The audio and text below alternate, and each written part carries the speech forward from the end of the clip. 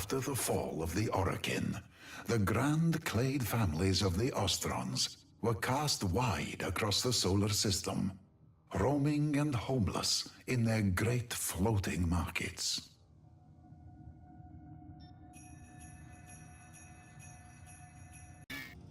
In this time, two young people were in love. The woman, Friha, and the man, Mirza. Friha was from the Yingbin clade, meaning great bond, a very old and wealthy compact of bonded families.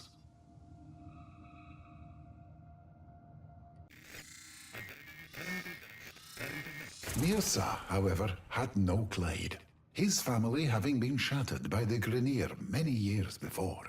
He was Cetus, meaning landless, cladeless, a body turned to dust, turned to motes on a careless wind. Friha belonged to families within families. Mirza was alone. But to Friha, Mirza was a poet who had eyes to see the beauty of things and ears to hear the softly whispered language of the universe. I know a place, he said, where I may be homeless no more. I have heard a voice, and it leads me there. Come with me. But Friha's father was a man made foolish by his wealth, and vociferously disapproved of their love. Mirza was cast adrift from the floating market that was home to his one true love. Friha and Mirza ran away together, as lovers do, and were never heard from again. Rent by grief, her family thought her dead. Her father passed away, clutching her cameo, at peace, thinking he would see her soon, in some moonlit afterlife. Decades later, ships entering ancient Earth's orbit were hailed from the planet's poisoned surface by an old woman's voice, gentle and knowing. Traders would call for her, greet her, offer the latest news on their families and lives, but never did they learn anything of this woman, save that she had a husband and they were somehow happy living on the toxic skin of that hostile world. The old woman would always ask those travelers of news of the Yingbin clade. Yingbin junkers came searching for a sign of their missing daughter. The frail voice of their long-lost child reached out to them, and there was much joy. You will find us, her message said, by the light of our love.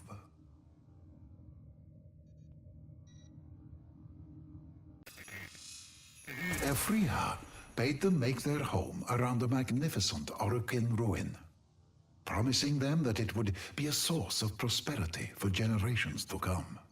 The Yingbin arrived in their vast floating market. There, by a ragged coastline, winked a point of light.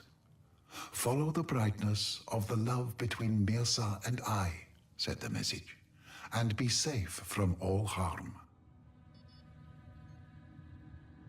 The wrathful Grineer took umbrage at this, and sought to block their passage, but upon approaching that ancient Orokin tower, found their transmissions silenced, their engines turned cold, and their weapons reduced to lumps of dead iron.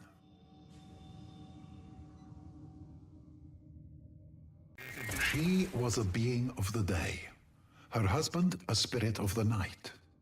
Friha was a woman of the land, Mirza a man of the sea. Mirza understood the crushing weight of time in which air existed. In return, air gifted pieces of its ancient self to Mirza, old things shaped to near shapelessness by 1,000 years beneath the waves. Mirza was a man dedicated to finding the sacred in the forgotten, the neglected, and took wisdom from them. After many decades, Mirza had a small collection of such gifts. such that they could be held in two cupped hands.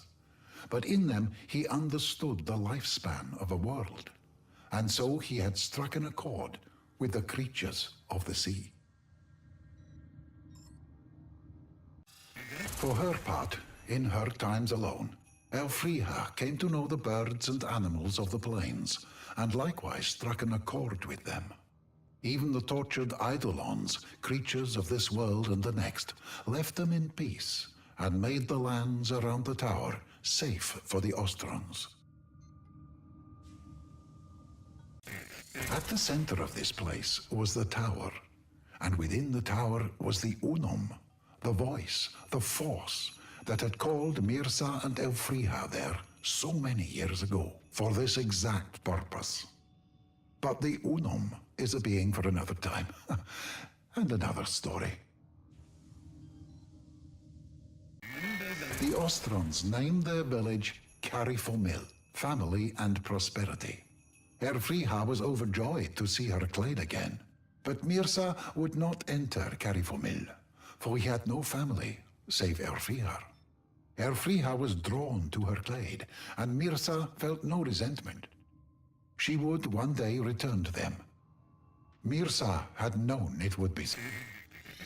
Mirza took the things the sea had gifted him over his long life, and took to his boat, and sailed out across his midnight ocean. He returned those gifts to the deep, and himself to them too. But this was no death into which Mirza stepped, for a world is made of cycles upon cycles. Mirza stepped into his midnight ocean, falling down into it. And the deeper he sank, the larger he became. This is how the oceans of came to be the home of the 1,000-year fish, legendary, vast, reclusive, the rare sight of which changes men. One of the great ancient spirits of The spirits of the land felt Elfriha's sadness, mad with grief for the loss of their friend to the spirits of the sea. The accord broke down, the animals and eidolons returning once more to wildness. And so the people of the clade, Yingbin Dunyai, rebuilt the great Oricon wall that had, in centuries gone by, ringed their gleaming tower, and never again ventured out at night.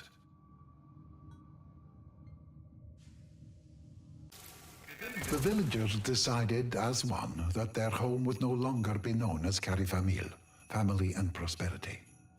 From that day forward, it would be known as Cetus, landless, of no one clade, home to any who are blown as dust on the wind. Elfriha lived there the rest of her days, and for the remainder of her nights she held vigil atop the walls of Cetus, looking to the sea, and, some say, occasionally catching sight of a great fish, like an island in a midnight ocean, looking back at her with love.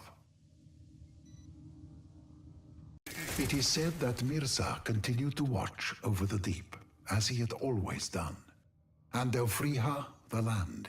Often she would stand by her husband sea, speaking in the language only those bound at the soul can know. When the day came and Elfriha passed from the world, her family buried her on the land. A great fish watched from the sea and kept vigil over her for 10 days and nights. When it sank beneath the waves, it was never seen again.